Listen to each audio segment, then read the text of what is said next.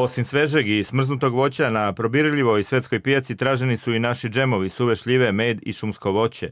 Šansu u takvoj utakmici imaju i naši voćari, vlasnici mini pogona, ali i Nikola Andrić, koji na svojih 6 hektara voćnjaka u Pranjanima i Koštunićima svake godine obezbedi kvalitetan rod jabuke, kruške, trešnje. U svom voćnjaku ove godine očekujem prinos od 12 vagona voća.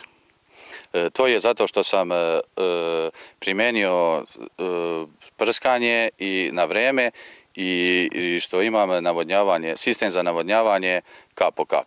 Vlasnici prerađivačkih pogona, hladnjača i malih posjeda samo udruženi sa sigurnim i stalnim kupcem mogu da obezbede količine i dinamiku isporuka.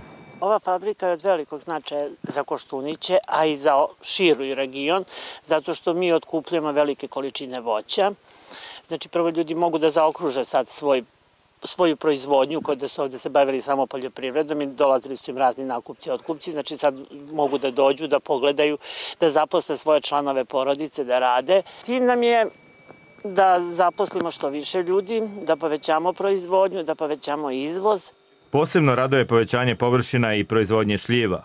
Istovremeno, kod šljive je najviše napredovala finalizacija prerađevina, naročito za izvoz.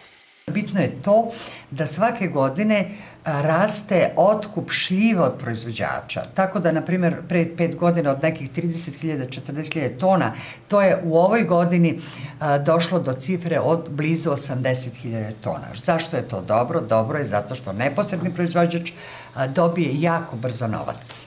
Srbija je u prvoj polovini ove godine izvezla poljoprivredno-prehrambenih proizvoda u vrednosti pola milijarde evra. Značajna sredstva krajem godine doneće nam i novi izvozni aranžmani sa jabukom, malinom i drugim voćem i povrćem.